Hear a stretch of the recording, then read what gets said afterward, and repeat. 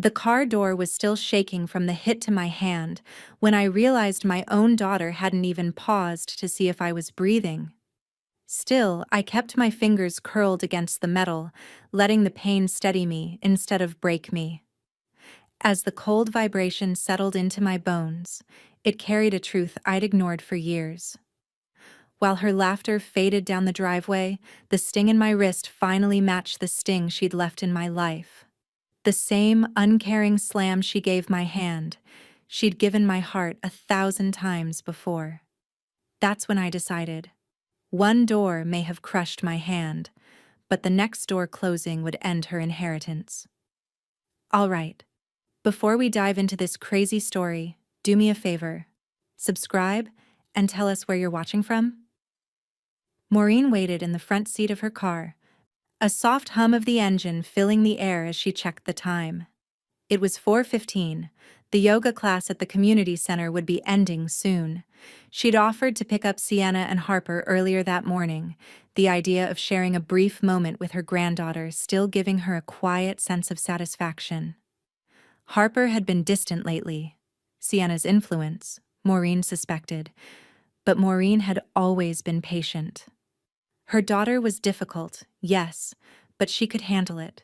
She was used to it. When they finally came into view, Maureen smiled and opened the car door, the warm spring air carrying the scent of damp earth.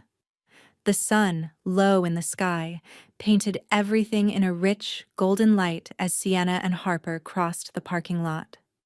Harper was skipping ahead, her long braids bouncing, her face lit with the innocence of youth. Sienna trailed behind her, one hand on her phone, the other flicking her hair over her shoulder. Maureen's smile faltered for a second as she watched them.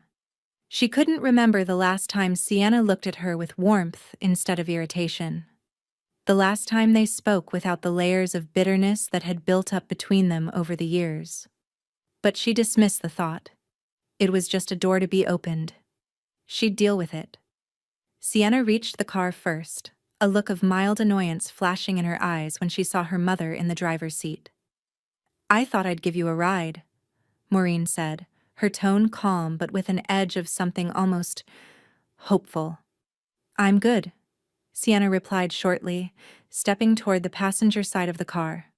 But before Maureen could react, the door was slammed shut. Hard. The corner of the heavy metal door crashed directly into Maureen's right hand. The sharp pain bloomed immediately, shooting up her arm like fire, but she gritted her teeth and bit back a gasp. Sienna didn't even look back, just rolled her eyes as she yanked the door open. "Maybe don't crowd people." Maureen's hand trembled at her side, but she forced a smile. "You okay, Harper?" she asked, looking down at her granddaughter who was standing by the open door with wide, concerned eyes. Harper didn't answer right away. She looked at Maureen's hand, then back at Sienna, as though trying to piece it all together. "Grandma, you're hurt." "It's fine," Maureen said quickly, though the bruising was already starting to form on her wrist, a dark purple swelling. She didn't want to make a scene. Not here. Not now. Sienna had always had a way of shifting blame, making it seem like everything was Maureen's fault. They drove home in silence. Sienna had her eyes fixed on the road ahead, one hand resting casually on the armrest as if nothing had happened. Harper sat in the back, her gaze darting between her mother and grandmother. Maureen didn't say anything about the incident, just kept her eyes on the road, the ache in her hand reminding her of the distance that had grown between them. At dinner, the atmosphere was strained. The clinking of silverware and the soft hum of conversation felt almost foreign. Sienna was going through the motions, passing food around as if nothing had changed. Craig, ever the enabler, grinned from across the table. "Well, Maureen, I'm glad you didn't make a bigger deal of it," he said, a little too jovial. "Maybe a little clumsy on your part, huh?" Sienna chuckled, clearly amused by her fiancé's comment. "I mean, she was crowding me. If she wasn't trying to be so helpful all the time, maybe it wouldn't have happened." Maureen's jaw tightened, but she kept her voice neutral. It's nothing. Don't worry about it. She felt the blood rush to her cheeks, her temper just beneath the surface, but she swallowed it down. The last thing she wanted was to give them the satisfaction of seeing her upset. After dinner, Maureen retreated to her study, the thick leather-bound journal she'd kept for years on the desk in front of her. It was her safe place, where she could organize her thoughts, where she could write down the truth she wasn't allowed to say aloud. Her fingers moved gently over the cover, but before she could open it, the sound of the front door opening broke her concentration. Bethany stood in the doorway, her expression unreadable. She was quiet, methodical, and had always been a steady presence in Maureen's life. As she approached, her eyes flicked to Maureen's hand, still swollen and bruised. "You gonna let her do that twice?" Bethany asked, voice low but sharp. Maureen didn't answer right away. She stared at her hand, then closed her eyes for a moment, the quiet rage inside her stirring. This wasn't just about the door. It wasn't just about the slap of metal against skin. This was the latest in a long string of petty, cruel gestures from her daughter.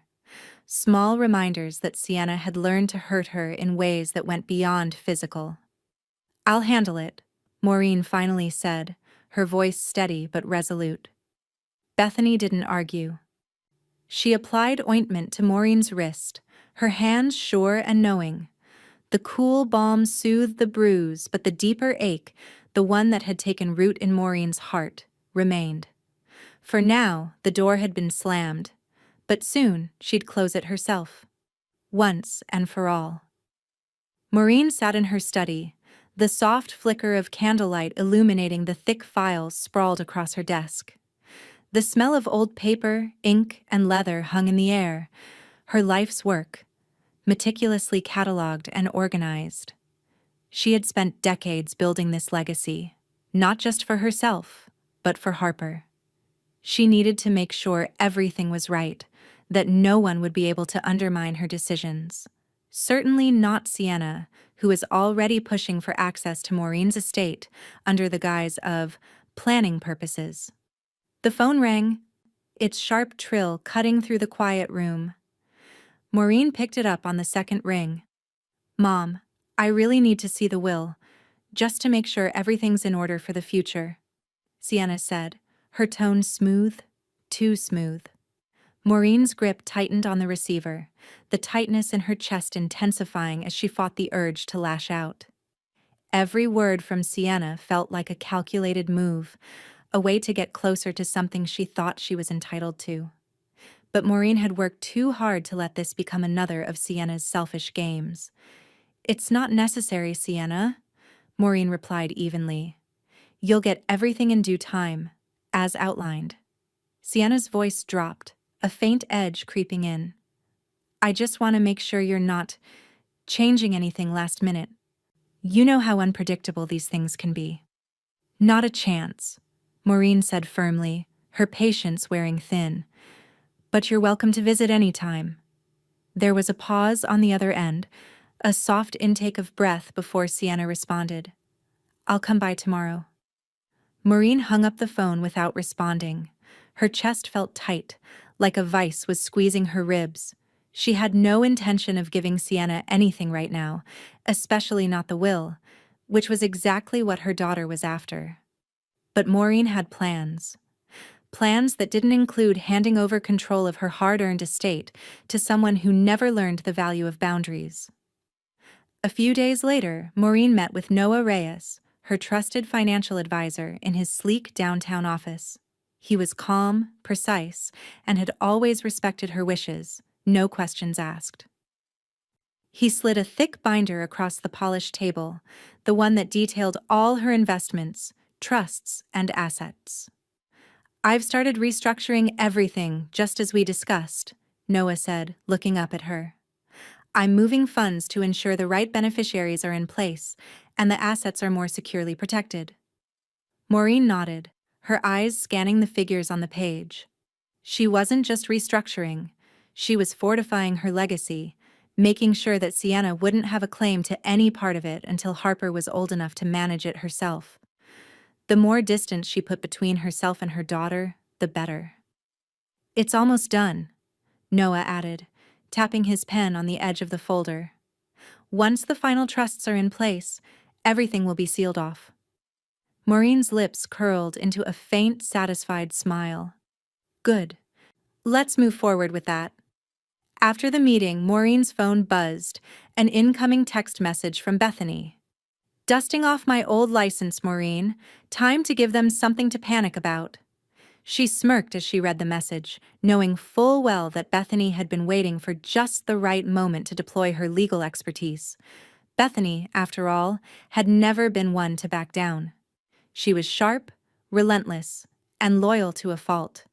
Qualities Maureen needed right now.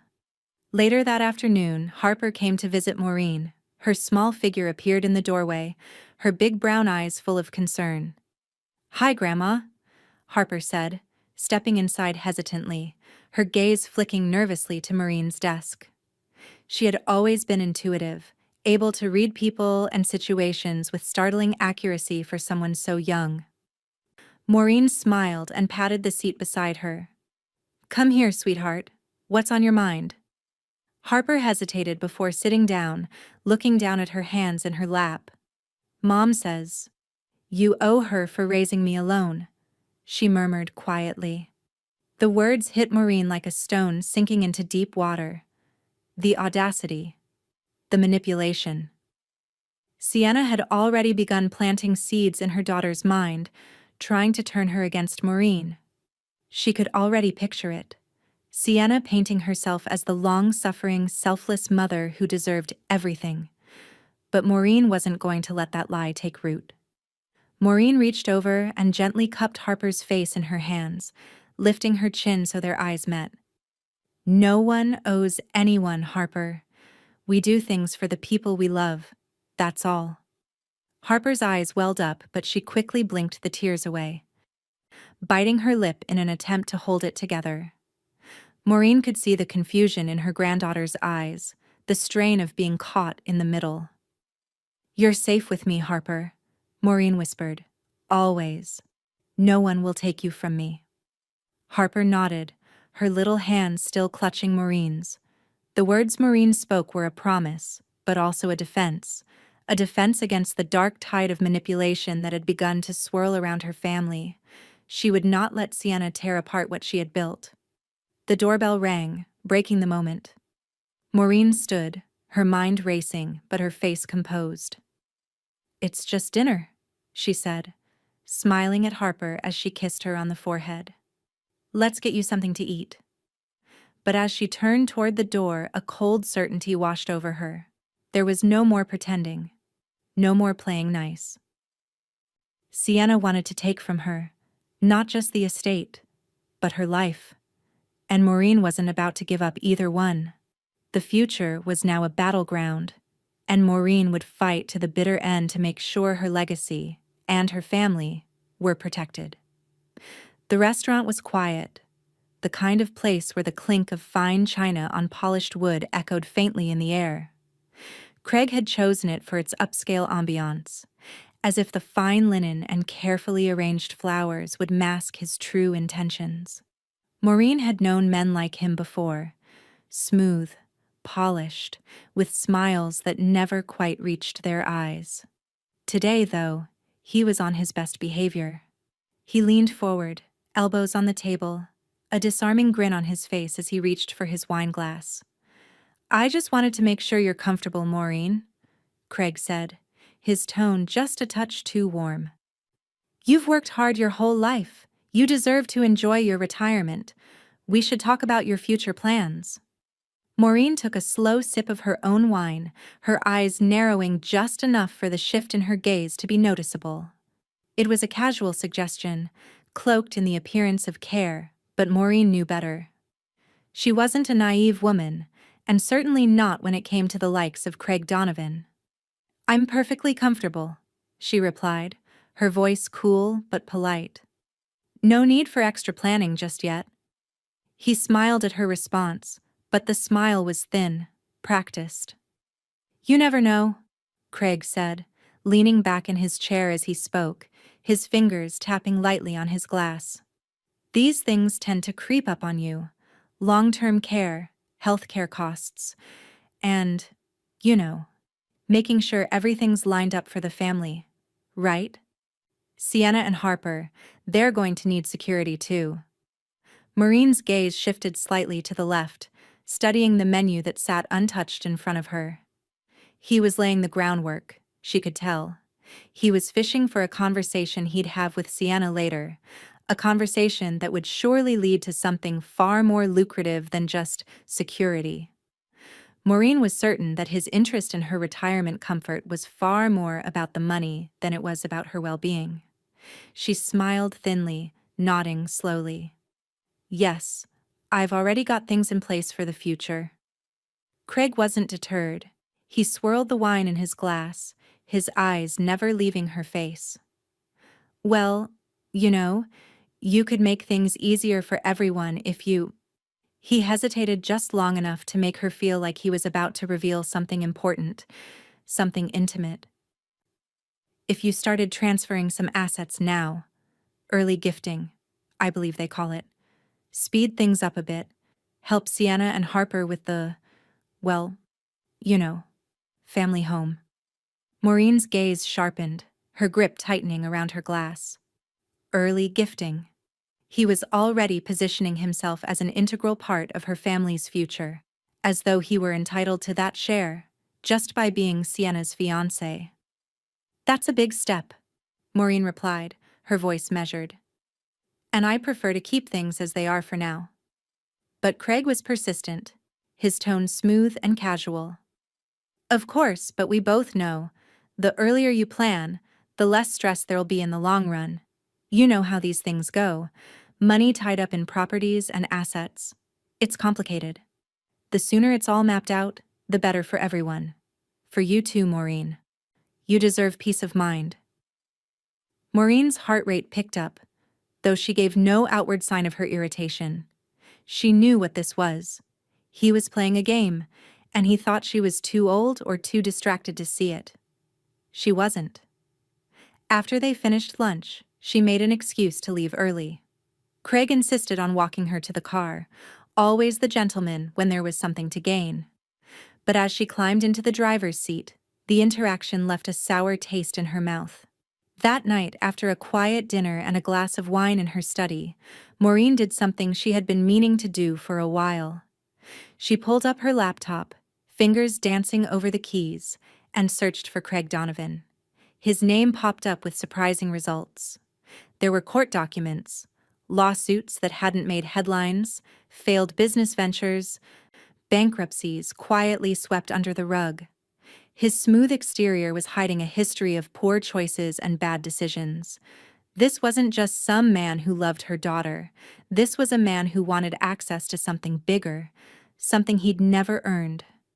And that something was about to be protected, at any cost. Maureen sat back in her chair, the screen illuminating her face as she clicked through the pages. She felt a cold wave wash over her, a certainty that she had just been dealing with a man who was more interested in what she could give him than anything else. The decision was clear. She opened her will, fingers moving quickly as she edited the document. With one smooth motion, she added a codicil. Craig Donovan was to receive nothing, ever. But she wasn't finished. Maureen reached out to Bethany, who'd been helping her from the beginning, sending a quick message that read, "Please draft a clause requiring psychological clearance for any beneficiary disputes. I want everything locked down." Bethany's response was immediate. Done.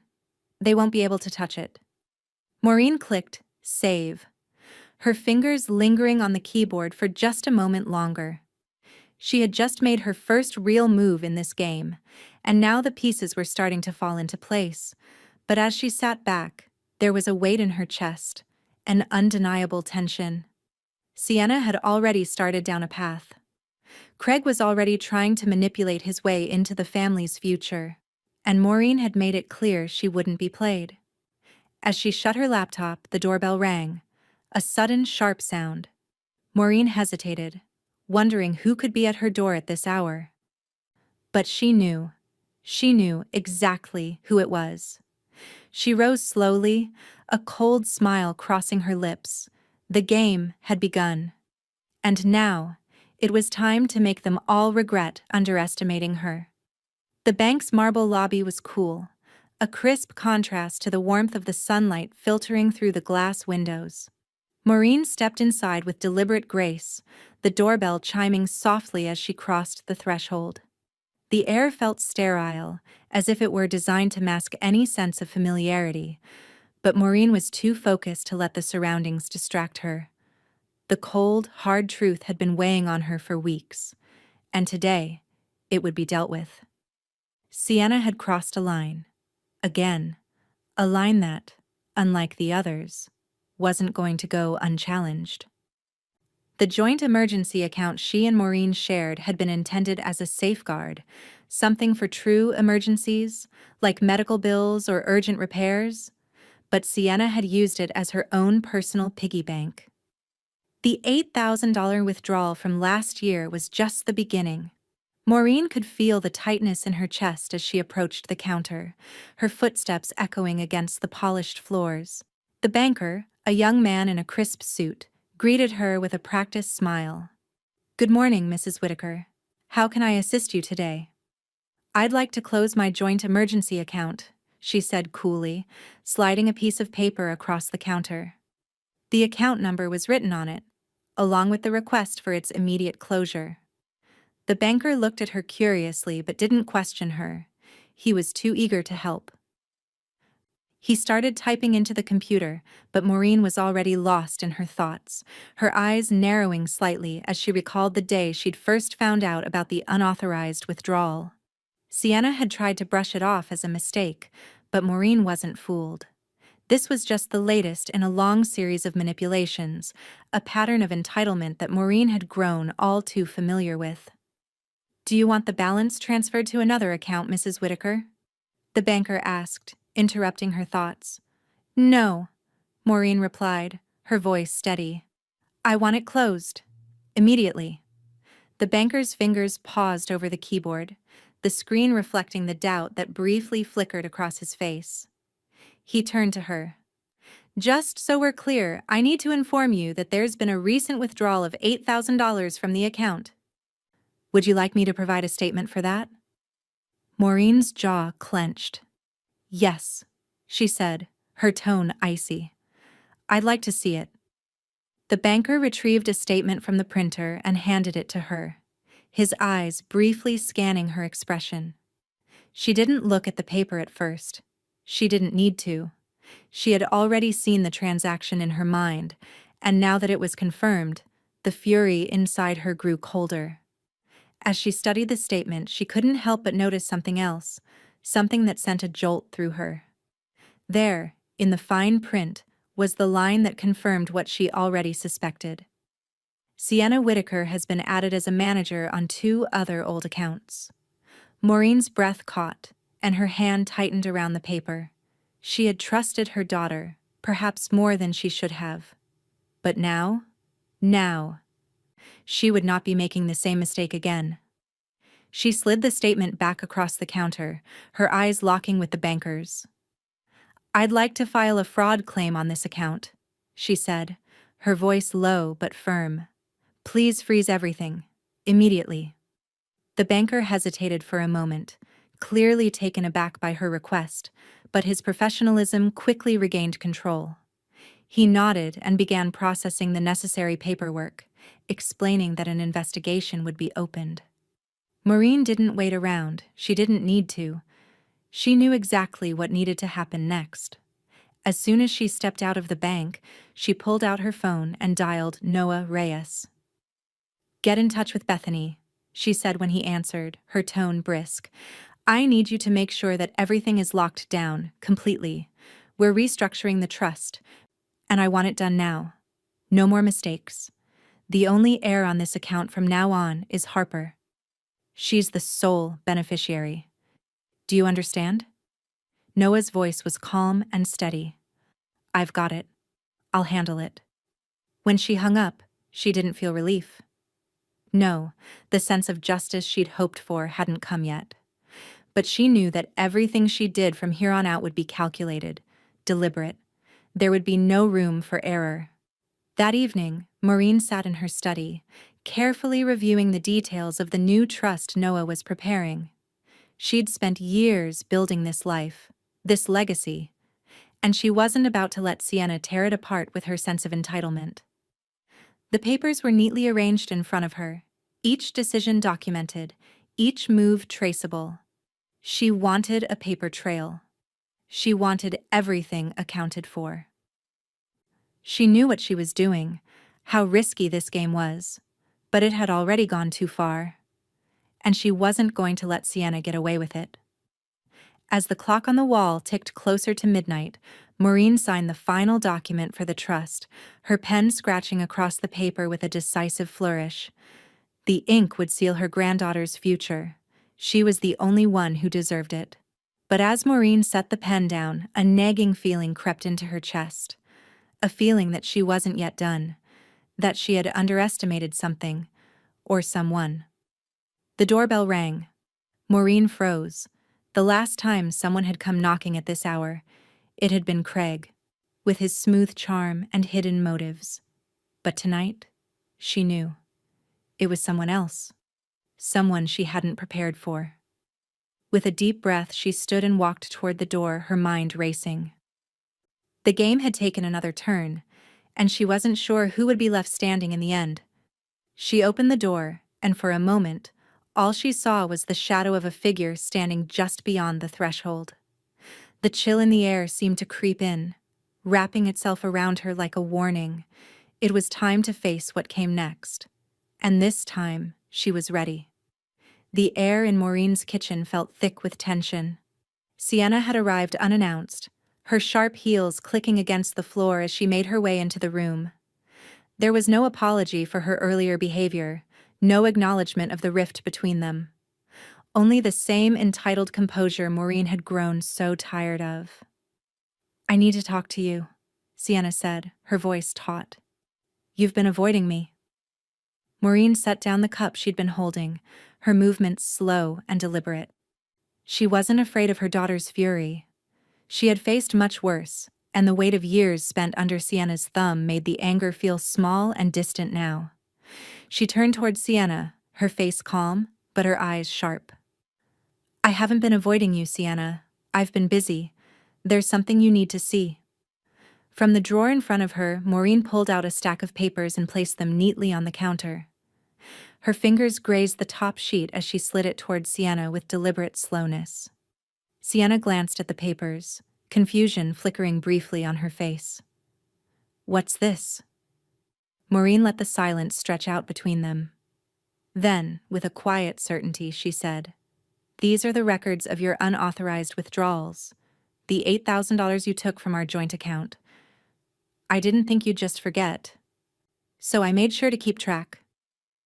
Sienna's eyes snapped to Maureen's, her lips pressing into a thin line.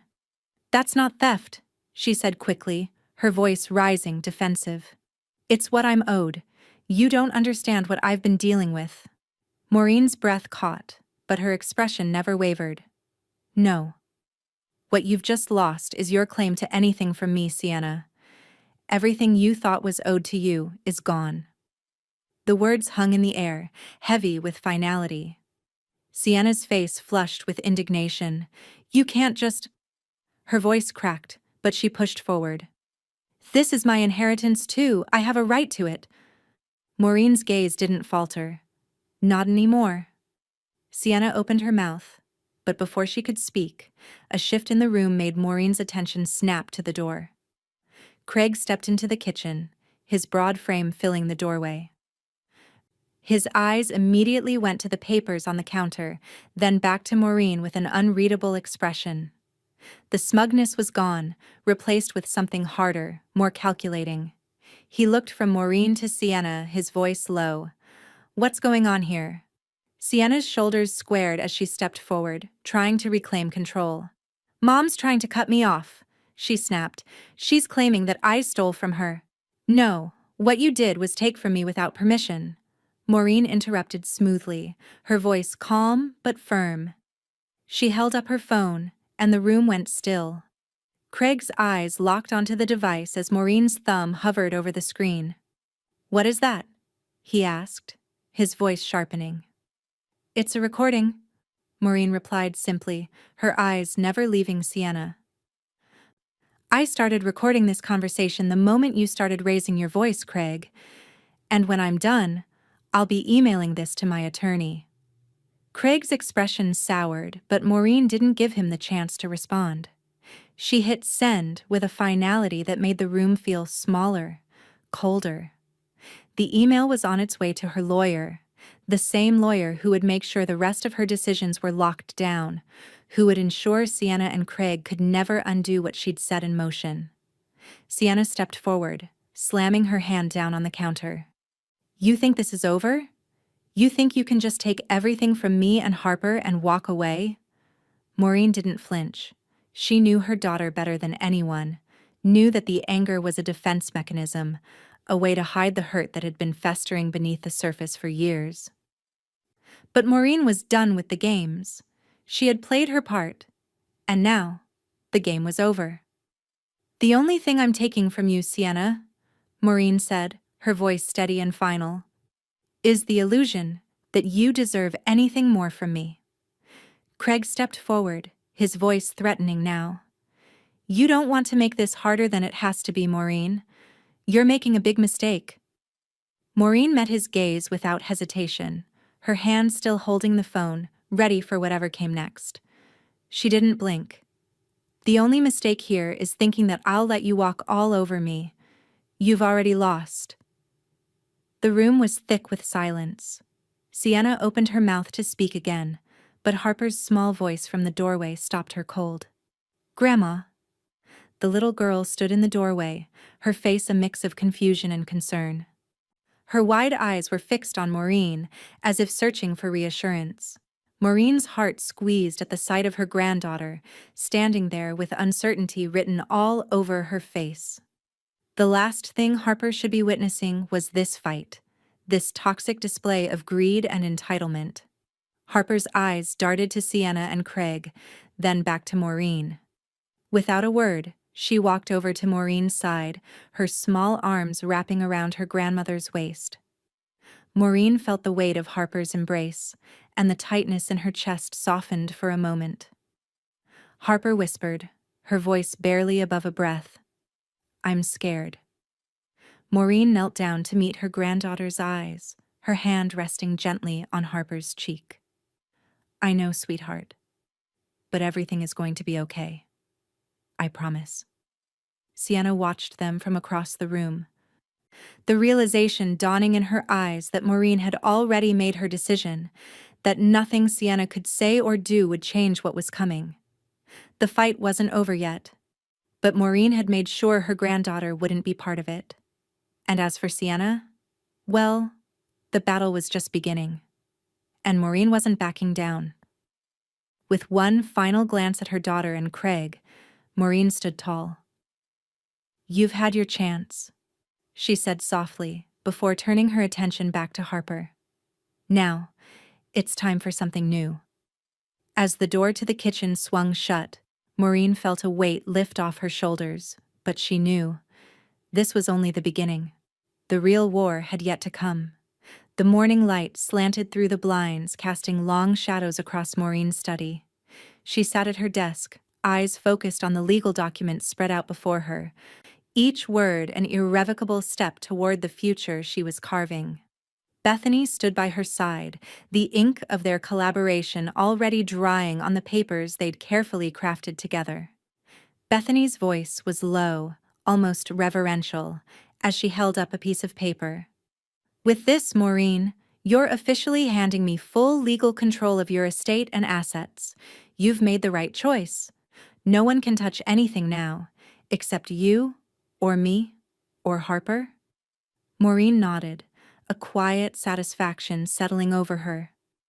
"It's done," she murmured. "They've crossed the line, and now I'm not giving them another inch." Bethany smiled, the sharp edges of her years as an attorney evident in the precise way she moved. "We've got a clear path now. They won't be able to challenge you." With a final flick of her pen, Maureen signed the last of the paperwork. The weight of it settled in her chest. Not a burden, but a shield. She'd taken back control, and nothing, not even Sienna's indignation, could change that now. The phone rang, cutting through the calm that had settled in the room. Maureen glanced at the caller ID, Noah. She answered it without hesitation. "Maureen." His voice was calm, but with a note of warning. "Sienna's trying to get through to me. She wants to talk about the estate and the changes, but I'm not answering." Maureen's lips tightened, but there was no anger in her voice. "Good. Keep it that way." She could almost hear Noah nodding on the other end. "I'm locking everything down, Maureen. Just like we discussed. But I think Sienna's going to try to escalate this. She's not one to back down easily." Maureen's gaze shifted to the legal files in front of her. She doesn't get to make the rules anymore. In that moment, it wasn't just about the money. It wasn't even about the betrayal. It was about something far deeper. Sienna had been given every opportunity, and yet, she had chosen greed over gratitude. And Maureen had had enough. A few hours later, Maureen sat at her desk, tapping her fingers lightly against the surface. Sienna's anger was palpable. Her attempts to force her way back into control were predictable. She had already removed Sienna's name from all emergency contacts and beneficiary forms, a move that felt both necessary and final. No one was going to leverage Maureen's kindness for their own gain ever again. Her fingers hovered over the mouse as she clicked through the new trust documents. Harper's educational fund had been moved to a private trust, one that Sienna could never access. The realization that her granddaughter was now truly safe and that no one could take advantage of her was the final piece in the puzzle. But as Maureen sat back, her mind racing through the implications of everything she had done, a notification flashed across her phone. It was from a social media app. Sienna had posted. Maureen clicked the notification, and her eyes narrowed as she read the words, each one a direct jab aimed at Maureen and her decision. "Parents who weaponize money are emotionally abusive." The post wasn't a simple rant, it was calculated. Sienna was using her audience, her platform, to paint Maureen as the villain in this narrative. She was trying to turn the tables, to make her mother the aggressor in a battle that had long been one-sided. Maureen's pulse quickened. For a brief moment, doubt crept in. But then she reminded herself. Sienna had been the one to make this personal. Sienna had been the one to manipulate, to take. And now, she was trying to shift the blame. Maureen's hand hovered over her phone. She could reply. She could engage. But she didn't need to. She had already won. Her legal barriers were unshakable. The truth had already been documented. Sienna's online tirade was nothing more than a desperate attempt to manipulate a situation she could no longer control. Maureen exhaled slowly, setting the phone down on her desk. This was the moment she had been waiting for. The battle was no longer just about money, it was about control, and it was about who would emerge victorious from a fight that had been brewing for years. Sienna had underestimated her. She had underestimated Maureen's resolve, her ability to protect what mattered most, Harper. With a quiet resolve, Maureen stood, walking over to the window. She watched the light shift outside, the first signs of evening beginning to creep across the sky. The weight of what she had done didn't feel heavy anymore. It felt freeing. Harper's laughter echoed from the other room, a reminder of why Maureen had fought so hard. It wasn't just for herself. It was for the future, for the legacy she would leave behind. And no one, not Sienna and certainly not Craig, would take that from her. Maureen turned away from the window, her eyes steely with determination. She had protected the one person who still knew how to say thank you. But this fight? This was far from over. It had only just begun. The courtroom was silent except for the shuffling of papers as the evaluator set up her equipment. Maureen sat perfectly still, her posture immaculate, her gaze steady. She'd been here before, under different circumstances, of course, but this wasn't about her own mental state. This was a performance, a test, a trial of her character. Sienna had called for a mental evaluation, her legal team suggesting that Maureen might be unfit to manage her estate. It wasn't the first time Sienna had tried to manipulate the system, but Maureen knew better than to underestimate the depths to which her daughter would sink.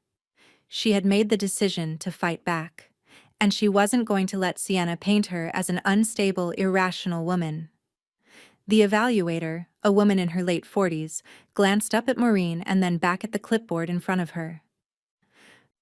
"Dr. Whitaker, I must say I recognize your name," she said, a hint of surprise creeping into her voice. "You taught my supervisor in graduate school, Dr. Roberts at Columbia. I went through your materials. Very impressive." Maureen's lips curled slightly, a small smile playing at the edges of her mouth. She had anticipated this moment, being recognized as someone who had earned her place. But she let the evaluator speak, allowing the recognition to sink in. "Thank you," Maureen replied, her voice smooth, her tone measured. "It's always good to know that the work has had an impact." The evaluator cleared her throat, clearly regaining her professional composure. "Well, we'll just take a few moments to review your history and do some standard assessments. This won't take long." Maureen nodded, her focus sharpening. She knew exactly what this was, a tactic to discredit her, to make her seem fragile, incapable of handling her affairs. But Maureen was prepared. Her life's work had been about emotional intelligence, understanding human behavior, and she knew how to pass a test. The evaluator's questions came fast, rapid-fire inquiries about her mental state, her emotional responses, and her ability to manage stress. Maureen answered each one carefully, deliberately. There was no hesitation, no faltering. Then the evaluator stopped, her pen hovering over her clipboard. "Can you tell me, Dr. Whitaker, what your motivation is in pursuing this claim against your daughter?" Maureen didn't miss a beat. She leaned slightly forward, her gaze steady but not confrontational. "My motivation, evaluator, is to protect what I've worked for. To ensure that my legacy is secure and that my granddaughter, Harper, will never be manipulated or harmed by people who believe they are entitled to something they've never earned." The evaluator nodded, scribbling notes. "And would you say that this lack of trust in your daughter is based on anything specific?" Maureen's eyes remained calm, but the slightest glint of something steely passed through them. "I've given Sienna every chance, every opportunity, but she has consistently demonstrated that her interests are motivated by her own gain, not by a genuine desire to help her family. It's not about love or respect. It's about control." There was a moment of silence. The evaluator's gaze flicked to Maureen's face, noting the composure. It was clear now. Maureen wasn't just a participant in this evaluation. She was the one in control. "Thank you, Dr. Whitaker," the evaluator finally said, her voice softer now. "You've been very cooperative. I'll submit the report shortly." The session ended quietly, the evaluator making a few final notes before leaving the room. Maureen remained seated, the weight of the moment pressing down on her. This wasn't just about passing the test, it was about showing the world that no one could undermine her anymore. Hours later, Maureen sat in her study, flipping through the pages of a legal brief when she received the email. It was from Bethany, as expected. She clicked it open, scanning the content quickly. "Full capacity, no concerns," the report concluded. "Dr. Whitaker is fit to manage her estate and assets. The claim of incompetence is unfounded." A smile tugged at Maureen's lips. The battle, in many ways, was already over. But the next part, The real piece of justice was yet to come. She knew exactly what she needed to do. Without hesitation, Maureen picked up her phone and dialed Bethany's number. "It's time," she said when Bethany answered. "File for Sienna to cover all legal fees related to the false claim. I want it official. I want her to feel every penny of what she's tried to take." Bethany's voice was sharp with approval. "It'll be done." Maureen hung up the phone, her pulse steady, but a quiet thrill thrumming just beneath the surface. She could feel it now. The tide was turning. The storm had passed, but the winds were still with her. Noah's voice came through her phone a moment later, his usual calm voice tinged with something else. "The evaluator's report is in, Maureen. The estate file is updated. And the last bit we talked about, it's locked in. No one can touch it."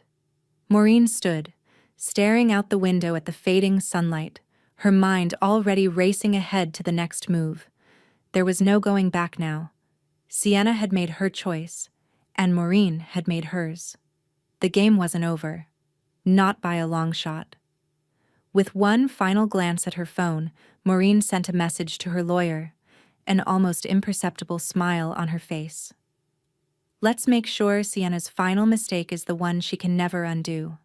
The battle was won, but the war had just begun. The quiet of the house felt different now. The tension, the constant push and pull between Maureen and Sienna, had become a low hum in the background of her life. Always there, but increasingly distant. Maureen sat in her study, the soft ticking of the grandfather clock echoing in the room. Her fingers lightly resting on a small notebook that had sat untouched for months. Harper's handwriting filled the pages, each entry a careful record of her observations, her thoughts, and, unbeknownst to Sienna and Craig, a shield. Maureen flipped through the pages, her heart tightening as she read. There were dates, times, snippets of conversations Harper had overheard, and even screenshots of text messages and online posts that painted a picture Maureen had feared for years but never fully understood. Harper had been watching, listening, absorbing the toxic undercurrents of the family dynamics with a clarity that both broke Maureen's heart and solidified her resolve. One entry stood out, its words seared into Maureen's memory. "If Grandma loved you, she'd give us the house." Craig's voice rang through Maureen's mind, the words dripping with manipulation, yet masked as an innocent remark. It was the same tactic Sienna had used throughout their entire relationship, twisting love and loyalty into something transactional. But now, Harper had caught the venom behind the words. It wasn't just Craig. It was both of them. And Harper, the innocent in all of this, had begun to see it too. Maureen felt a sudden pang of guilt. She had tried to shield Harper, to protect her from the worst of Sienna and Craig's manipulations, but the truth was now in front of her. Harper had been paying attention all along. Maureen had failed to protect her from this toxic inheritance. But the guilt was fleeting. Maureen's sharp mind clicked into place, and her next decision was immediate. She needed to ensure that this journal, Harper's quiet witness to the ugly truth, was kept safe. She needed to make sure that no one would ever be able to use it against her granddaughter, to twist it into a tool of manipulation. Without a word, she stood, walking to the cabinet where she kept the most important files. She slid a drawer open, retrieved a folder, and carefully slid Harper's journal into it. This was no longer just a personal account. It was evidence, a record that no one, not even Sienna, could ignore. Maureen's fingers hovered over her phone as she dialed Bethany's number. "I need to update Harper's trust," she said when Bethany answered. "No access to Sienna until Harper is 25, and only if certain conditions are met. We need this locked down." Bethany's response was immediate, sharp with approval. "Done. We'll make sure it's ironclad." Maureen paused for a moment, feeling the weight of the decisions she'd made in the last few weeks settle around her. It wasn't just about the estate anymore. It wasn't about the betrayal or the lies or the fight for control. It was about protecting Harper, about giving her the space to grow, free from the suffocating grip of her mother's manipulations. As Maureen hung up the phone, her mind raced with thoughts of the future. She needed more than just a legal document. She needed something personal, something that made it clear, beyond any shadow of a doubt, that Harper was under her protection and that no one would take that away. Maureen pulled out a blank sheet of paper and placed it in front of her. She picked up her pen, the motion smooth and familiar, and began to write. It wasn't long, only a page, but it was enough. Her hand moved swiftly, every word deliberate as she wrote a formal statement of intent. It was a declaration to anyone who would listen. No one would contest Harper's future. Maureen's love was unconditional, but her legacy would be protected, no matter the cost. When she was done, Maureen signed it, her name clear and steady across the bottom of the page. The pen clicked shut, and she leaned back in her chair, the weight of the decision settling in her chest. She had done it. The foundation was secure. Harper was safe. The house felt quieter than it had in years. For the first time in a long while, Maureen felt a sense of peace, a quiet satisfaction that she had fought for what mattered most. But then, a soft knock at the door broke her moment of stillness. It was Harper, standing in the doorway, her small form silhouetted against the dim hallway light. "Grandma?" Harper's voice was tentative, unsure. Maureen smiled, her heart swelling. "Come in, sweetheart." Harper stepped forward, holding a small object in her hand. It was a picture frame, the glass smudged from small fingers. Inside was a photograph of Maureen and Harper, taken on one of their better days, before the storm. Harper's face was bright with a smile, her arms wrapped around Maureen's waist as they stood together in the backyard. I found this," Harper said, her voice barely above a whisper. "I wanted to give it to you." Maureen took the frame in her hands, the weight of the simple gesture sinking in. She pulled Harper into her arms, holding her tightly. "I love you, Harper," Maureen whispered, her voice thick with emotion. "And no one will ever take that from us." As Harper nestled into her embrace, Maureen's gaze shifted to the journal on her desk. It was a small act of defiance, a way to safeguard the future. But she knew the road ahead would still be hard. Sienna wouldn't give up easily, and Craig would follow her lead. But Maureen was ready for it. She had already won the most important battle. And now, with Harper in her arms, Maureen knew she could fight anything. Anything at all. The email sat in Maureen's inbox, its subject line innocuous enough. "We're in a tight spot. Just until next quarter." It was from Sienna. The words felt like an echo in Maureen's mind, an all too familiar plea. The kind of request Maureen had heard before, dressed up in the same excuses and promises. Just until next quarter. Maureen stared at the message for a long time, her fingers poised over the keyboard.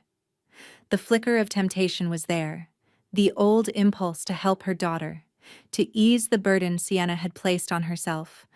But the weight of everything, of the trust she had built, of the steps she had already taken, pressed down on her. No, she couldn't do it. Not anymore. She leaned back in her chair, the silence in the room thick with the decision she had already made.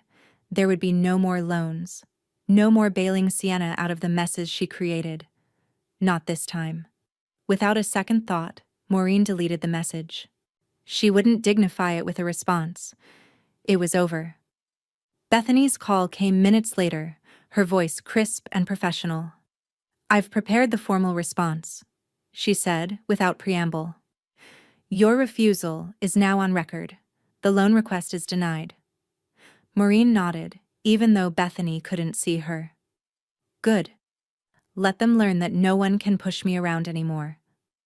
Bethany's voice softened, just a hint. "You've made the right call." Sienna will be furious, but this time, she'll have no one to blame but herself. Just as Maureen hung up, her phone buzzed again, a notification flashing on the screen. This time, it was from Craig. A post on social media, one of those vague, passive-aggressive rants he liked to share. His words dripped with thinly veiled threats. Ungrateful elders, always so quick to take, never willing to give. It's a shame when family turns their back, but some people are just too far gone. Maureen's fingers tightened around her phone. The audacity of it all. Craig had learned to use social media as a weapon, a way to stir up anger and play the victim. But Maureen wasn't going to fall for it. The post was as empty as his promises, a desperate attempt to provoke her, to make her feel guilty. She locked her phone, then set it aside with a quiet exhale. It wasn't just words anymore. It was a game, a dangerous one, and she was done playing by their rules. It was time to take control. Maureen stood, walked to the hallway, and headed straight to the security system panel. With deliberate movements, she activated the security cameras she had installed just a few days ago. Hidden, discreet, but effective. She'd been preparing for this moment. The cameras would catch every move Craig and Sienna made, every attempt to manipulate her. There would be no more surprises, no more feeling vulnerable. She turned to the next step. Maureen went to her desk drawer and pulled out the documents that had been sitting there for a few days now, untouched. It was time to freeze all credit tied to her name. All the accounts, all the access Sienna had been using for her own financial schemes. Everything was locked down. No more easy access. Maureen wasn't going to let them destroy her legacy. As she clicked through the necessary forms to complete the freeze, her phone buzzed again. This time, it was a text from Harper. "They're mad, but not at me this time." Maureen's heart softened. The bond between them was unbreakable, and though Harper had witnessed so much of the chaos, Maureen would make sure that the weight of it never fell on her shoulders. She paused for a moment, staring at the text. The image of Harper standing by her side, the trust and love between them, fueled her resolve. Harper was the future. Sienna and Craig could scream and rant all they wanted, but Harper would be safe. No one would take that away from her. Maureen quickly typed a reply, her words brief but reassuring. "It's okay, sweetheart. I'll always protect you. Always." The weight of her decisions felt more solid now. With every step she took, she was locking Sienna and Craig out of her life, protecting Harper's future and fortifying her legacy. But she knew the war wasn't over. Sienna's temper would flare, and Craig would do whatever he could to salvage his chance at the inheritance he thought was his. But Maureen was ready. She had learned to fight smarter, not harder. And this time, the game would be played on her terms. Noah's voice interrupted her thoughts as he called, his tone calm but with an undercurrent of urgency. "Maureen, I've opened the investment fund for Harper. It's under her name, untouchable by anyone else. It's secure." Maureen exhaled slowly, a small smile tugging at her lips. "Good. That's one more thing they can't touch." Noah hesitated, his voice lower now. "But Maureen, Sienna, she's going to fight this. She's not going to stop." "I know," Maureen replied, her voice firm. "But neither will I." As she hung up the phone, a strange sense of calm washed over her. The pieces were falling into place, and with every move she made, Sienna and Craig were becoming less relevant. Harper's future was secured. And Maureen had finally taken back control, but the tension in the air still felt thick with the promise of the storm to come. The battle had shifted, but Maureen was no longer just a player. She was the one calling the shots. The courtroom was eerily quiet as Maureen entered, her heels clicking against the cold marble floor. The air felt dense with tension, thickened by the weight of the battle ahead. She walked with purpose, her back straight, her gaze unwavering. This wasn't just a trial for her estate.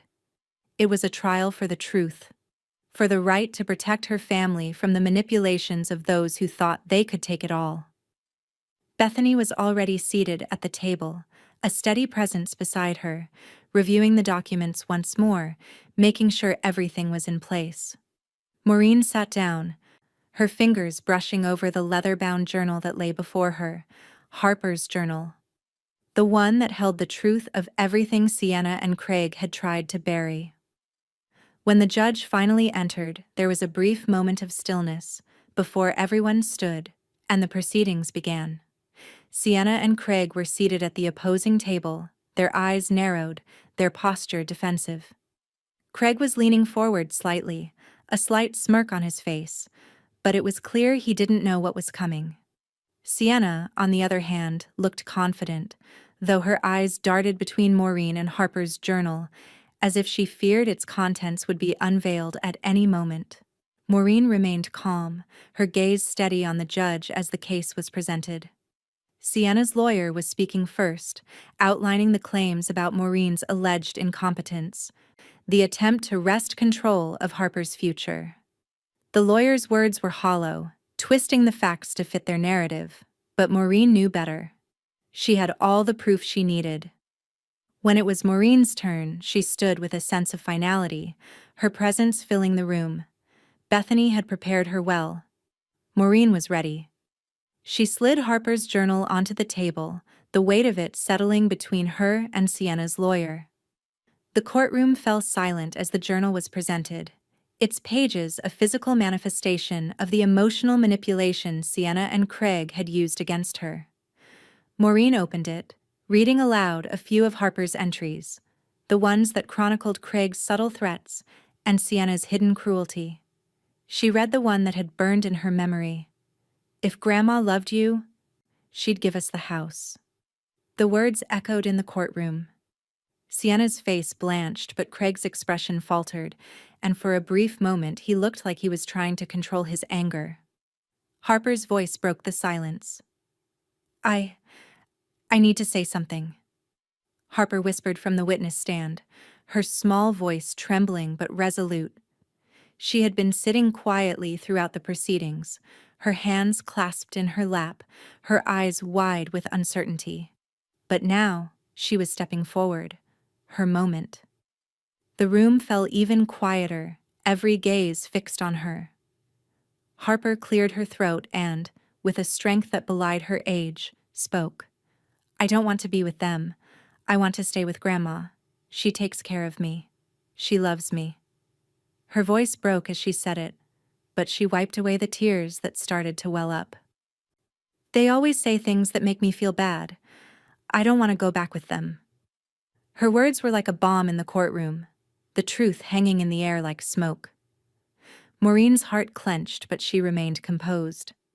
Harper was strong, stronger than anyone gave her credit for. Sienna's lawyer was visibly shaken, his notes scattered as he tried to collect himself. Craig avoided eye contact with anyone, his face tense with frustration. He shifted uncomfortably in his chair, clearly rattled by Harper's testimony. The judge, a stern woman with a keen sense of fairness, adjusted her glasses as she looked over the papers Maureen had presented. The weight of the evidence was undeniable. Sienna's lawyer couldn't mount a proper defense.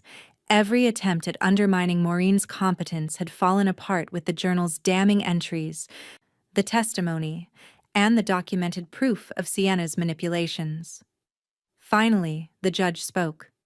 "Based on the evidence presented," she began, her voice cutting through the tension in the room, "and the testimony provided by both the parties involved and the minor child, I am ruling that Harper will remain with Maureen Whitaker on weekends with no restrictions.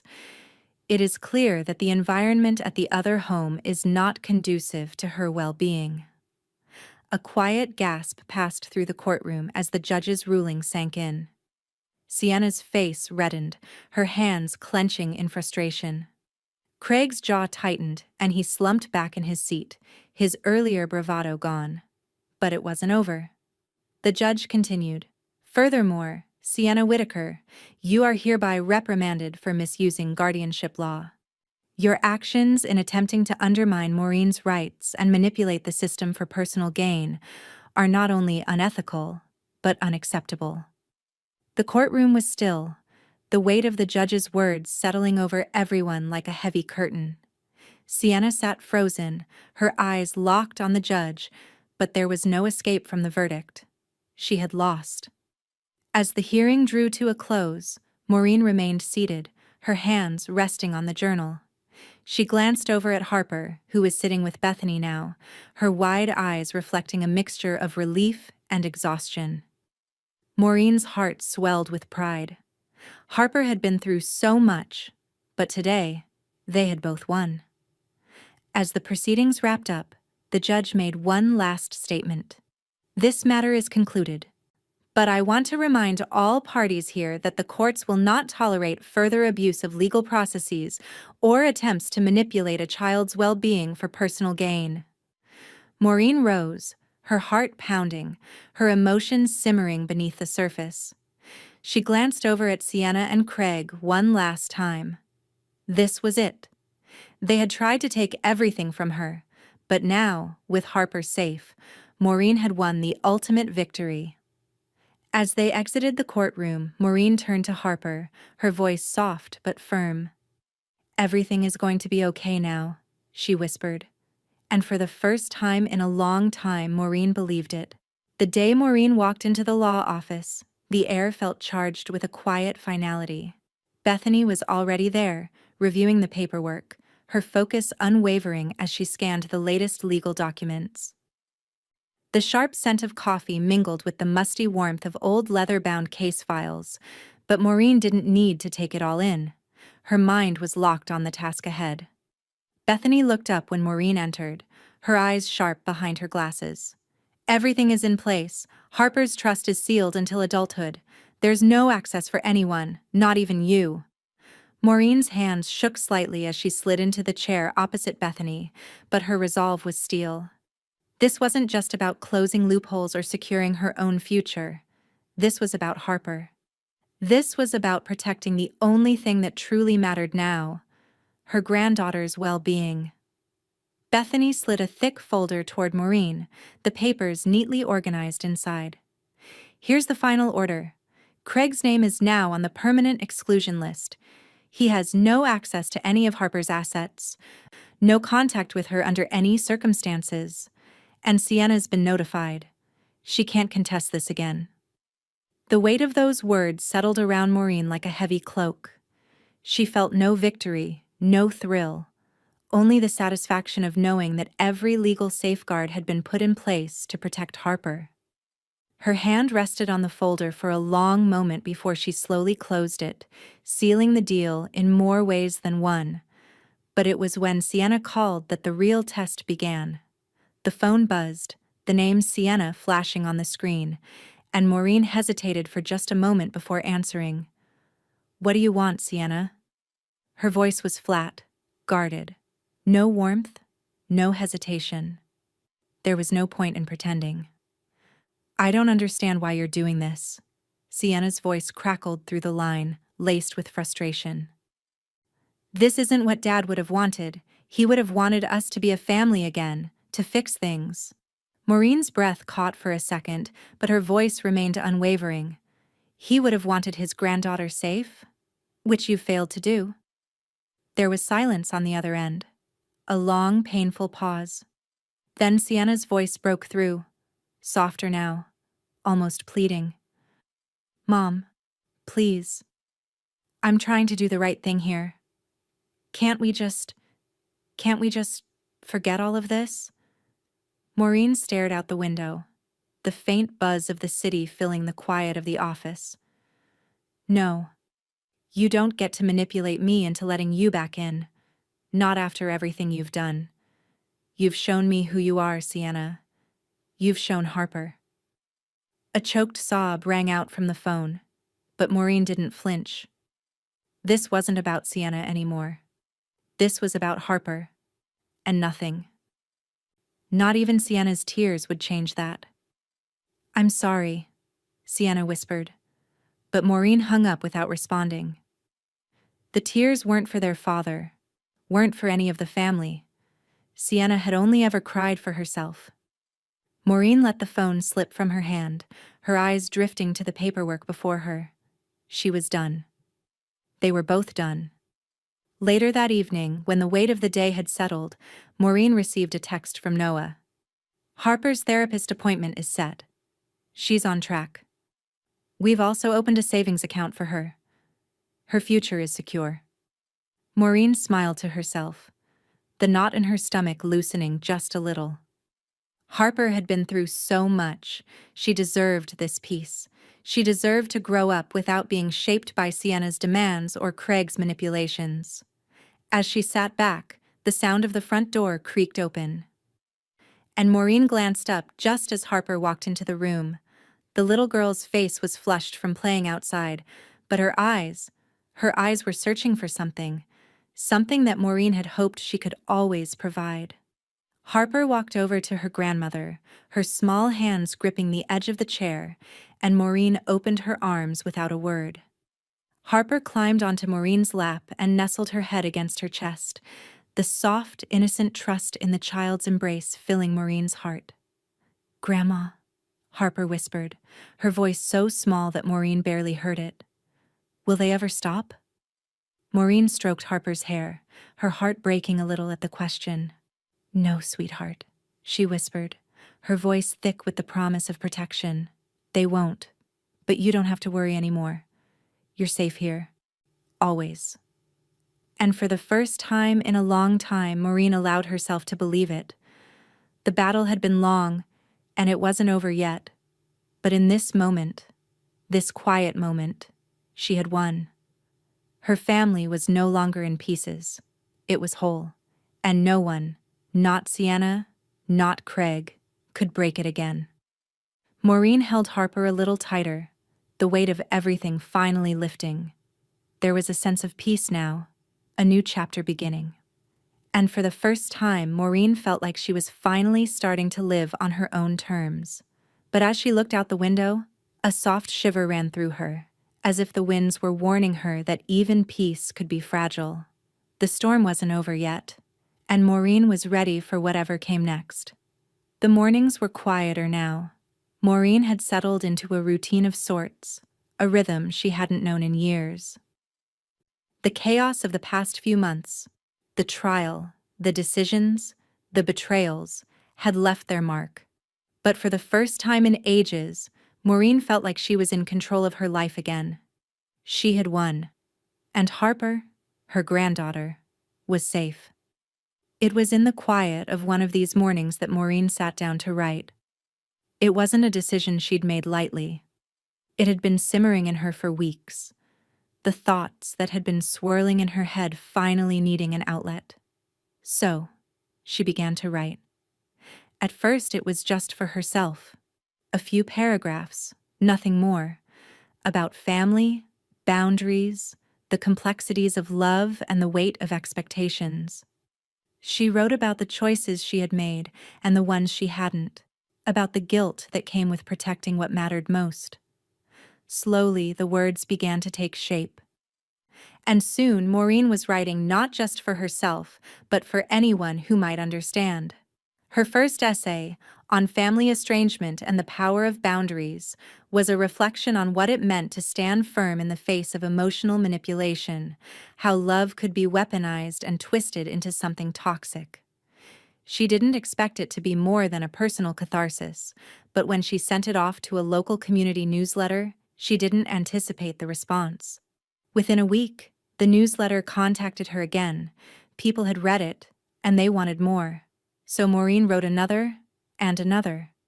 Each piece was a reflection of the journey she'd taken, the painful realizations that had come with letting go of her daughter's expectations.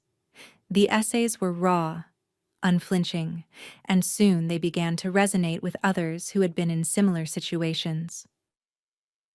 The essays started getting more traction, and before long, one of them, a piece titled, "Boundaries Are Not Abuse, But Entitlement Is," went viral. It was a simple statement, yet it carried so much weight, So much truth. Maureen spoke about how entitlement could poison relationships and how drawing a line wasn't an act of cruelty, but of self-preservation. She had become a voice for those who had felt silenced, and the response was overwhelming. Sienna, ever the image-conscious woman, had taken great care to present herself as the picture of professionalism and calm. But Maureen's words were like a knife in the quiet, slicing through the carefully constructed veneer.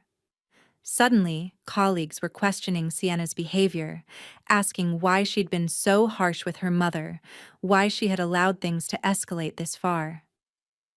The inquiries were subtle at first, casual comments at work, but they began to pile up. Sienna's carefully curated online persona began to crack. Her co-workers began whispering, the conversations growing louder until it became impossible for her to ignore. It was the public embarrassment she had feared, the kind of scrutiny she had spent years avoiding. It was happening, and there was nothing she could do to stop it. Craig, ever the enabler, took to social media to defend his fiancée.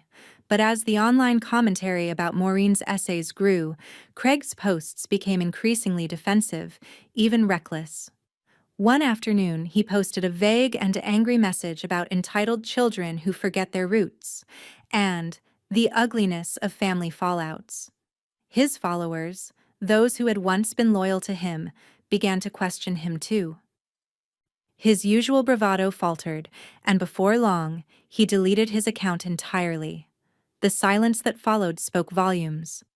Maureen, on the other hand, couldn't help but feel a certain satisfaction. The years of being pushed down, of being told she wasn't enough, were finally paying off.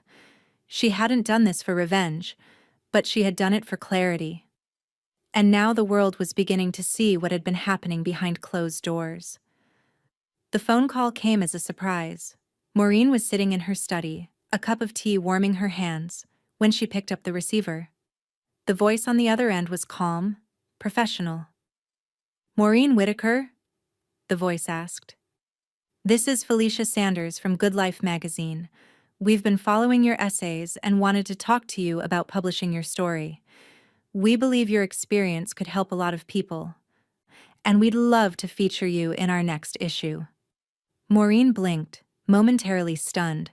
Her story. She had always written for herself, for her own peace of mind.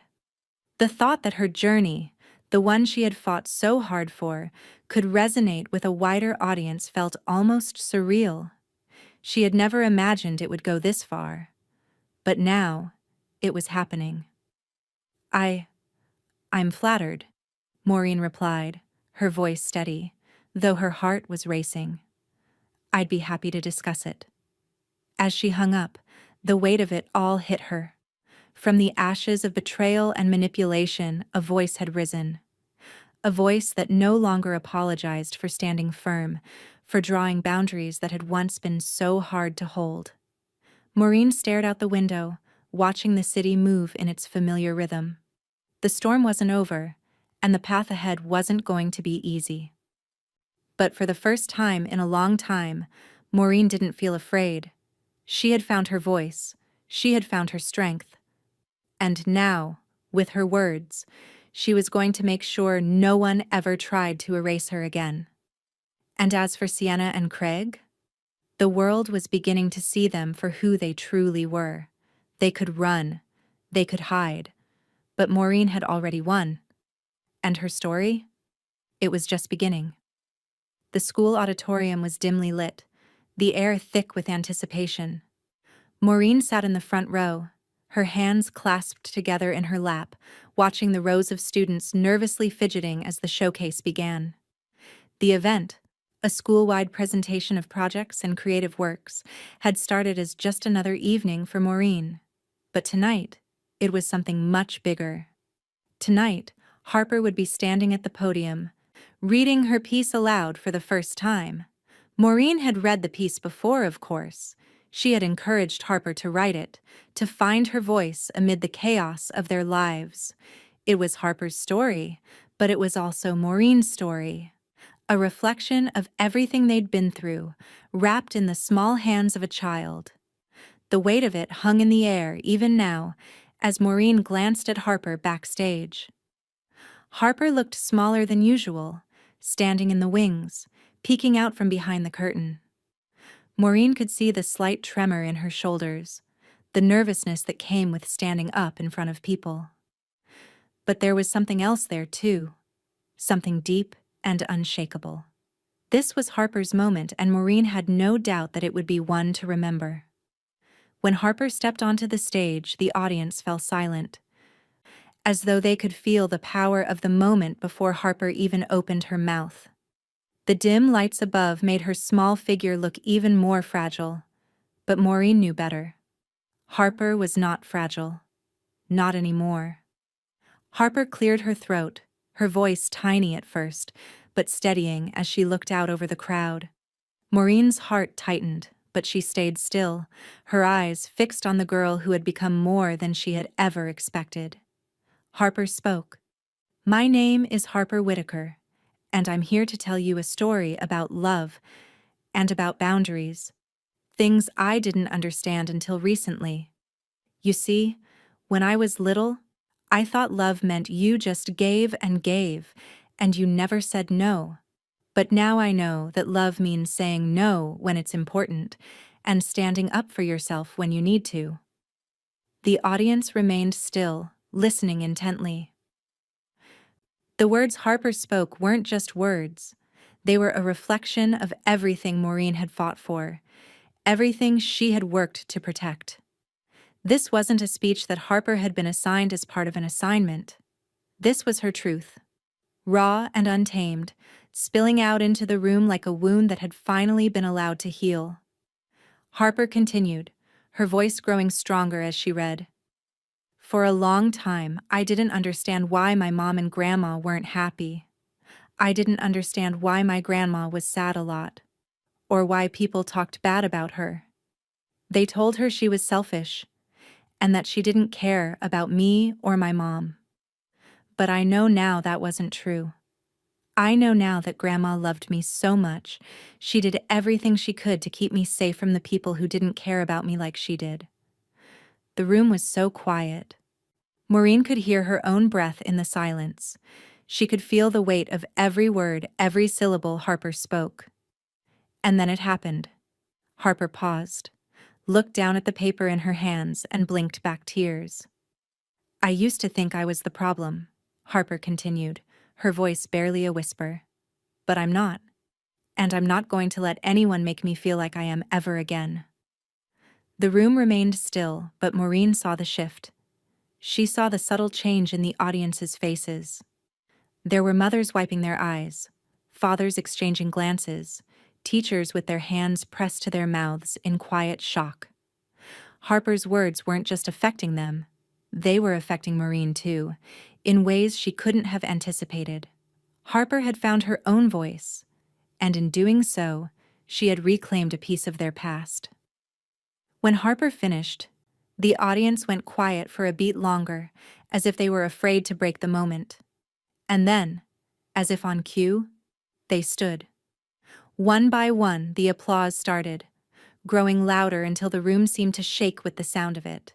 Maureen's chest tightened as she stood and clapped along with them.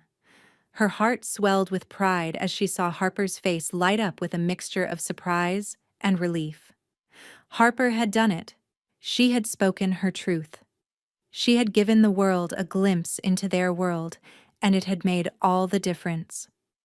As the clapping subsided, Maureen couldn't help but feel the shift that was happening outside the walls of this school. Noah's voice echoed in her mind. This is only the beginning.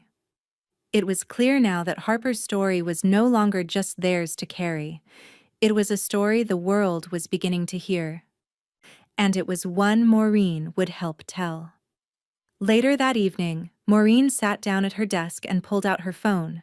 Noah had already posted a video of Harper's reading, with her permission. It spread quickly.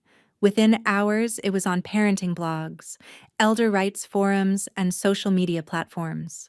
People were sharing it, commenting on it, discussing the power of a child's voice in the face of injustice. Maureen's own words were there too. shared in tandem with Harper's story, but it was Harper who was stealing the spotlight. Sienna's voice, ever so faint now, was no longer the loudest in the room. The next morning, Maureen received a message from Bethany. It was short, but pointed. Sienna's lawyer is sending a threat. They're considering a defamation suit. You should be prepared. Maureen's fingers tightened around her phone, but she didn't flinch. She wasn't afraid anymore. The truth was on her side. And as for Craig? Maureen opened her email and saw the news. Craig Whitaker files for personal bankruptcy. The sound of the news felt like a distant echo, the final chime of a clock ticking down on everything he had tried to take. Maureen set the phone down, her mind moving faster than her hands could follow. Harper's story was out there now, and no matter what came next, no matter how much Sienna and Craig tried to turn the tables, it was clear. The world was listening. They couldn't take back what was already said. The storm had passed. For now. But Maureen knew better than to think they were finished, and this time she was ready for whatever came next. The email arrived just after dinner, its subject line so unassuming that Maureen almost missed it. Good Life Publishing, Book Proposal Review. Her hands trembled as she clicked it open, her eyes scanning the words that blurred before her. They wanted to publish her story. The offer was sudden. The terms, generous. After the viral response to Harper's speech, Maureen's essays had sparked something far larger than she had ever imagined. Publishers, reporters, and influencers had reached out, some for interviews, others for a book deal. But this was different. This was the real thing. For a moment, Maureen simply sat there, staring at the screen, her mind racing. The years of suffering, the quiet patience, the endless heartache, it all led to this moment. She had found her voice. And now, the world wanted to hear it. She glanced at Harper, who was finishing her homework at the kitchen table, oblivious to the weight of the moment. Her fingers hovered over the keyboard, but the words felt heavier than they had a right to. She had been afraid once of what it would mean to share this journey with the world. But now, Maureen knew she was ready. She typed back a simple, decisive response. I accept. The contract came swiftly after, and within days, Maureen had signed it. It was official. Her story would be told, the story of a mother's love, a daughter's betrayal, and a grandmother's fight for justice. In a small celebration that followed, Maureen made sure to include Harper's piece as the book's epilogue. It was the heart of the book, the reason it had all started. Maureen had known from the beginning that it wasn't just her story, it was Harper's too. This would be the legacy they would both leave behind. As part of the deal, Maureen decided to donate her advance to a girls' mentorship nonprofit. It was the perfect way to channel the success into something positive. The women and children who had helped shape her, who had taught her the power of resilience, deserved this. Her joy, however, was shadowed by a cold, lingering reminder: Sienna. Bethany had made it official by blocking Sienna from any further access to the estate. She would no longer be able to use her mother's name or resources for her own benefit. It was a legal wall Maureen had built, a fortress that even her daughter couldn't breach. The thought of Sienna's reaction didn't linger long. Maureen was done waiting for apologies or explanations. The decision was made. Craig's departure was equally abrupt. Maureen heard from Noah that Craig had left town, following the mess of his own personal bankruptcy filing. His flight was quick and silent, as if he'd known the moment was coming. No goodbyes, no last-minute attempts to salvage what he thought he deserved. Maureen closed her eyes for a second, letting the quiet of the moment settle in. Craig was gone, and Sienna, well, Maureen couldn't control her. But at least she had one thing now: peace. The chapters were closed, the pages of her life turning in a direction she had never imagined for herself, but one that felt undeniably right. The launch event for the book was organized by Bethany, who had already lined up a location in Boulder, an intimate evening where Maureen would share her story with the world. Invitations were sent to the local community, media outlets, and those who had supported her throughout the ordeal. As Maureen and Harper arrived at the venue, the soft hum of chatter filled the air. The room was filled with familiar faces, Bethany, of course, as well as Noah and a handful of local friends who had become like family over the last few months.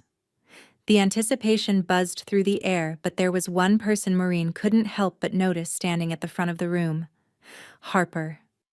She was fidgeting nervously, glancing at the crowd as she stepped forward to the podium, her small frame silhouetted against the soft stage light. The time had come. Harper's voice had already touched so many people, and now it would touch them again, in a way that would change everything. Harper looked up at Maureen, a small smile playing at the corner of her lips. Maureen's heart swelled with pride. No matter what had come before, no matter how broken their family had been, Harper was whole. And that, Maureen knew, was all that truly mattered. The applause was gentle at first, as Harper stepped forward and adjusted the microphone. She was quiet, unsure, but her presence was commanding. When she spoke, her voice was steady. "Thank you for being here. My grandma and I, well, we've been through a lot. But we're here today because we're not just survivors, we're fighters." The room fell silent, hanging on her every word. Grandma taught me that boundaries are not only okay, they are necessary. That love doesn't mean giving up everything for someone else. It means standing up for what's right. Harper paused for a moment, looking out into the crowd. And sometimes, the hardest part of standing up is saying no. The audience sat riveted, eyes locked on Harper. They were seeing a young girl who had found her own power, her own voice. And in that moment, Maureen knew it was a story that would resonate far beyond the walls of this room. As Harper finished, the room erupted into applause. It wasn't just for the message, it was for Harper, for her bravery, her truth. Maureen's eyes welled up with tears, but she stayed quiet, watching her granddaughter take her place beside her. The applause continued, but in that moment Maureen felt a deep sense of peace wash over her. The world had heard their story, and it had embraced it. But as they stood there, Maureen felt a small, sharp prick of uncertainty. She knew that Sienna might still fight, and that Craig could never be fully counted out.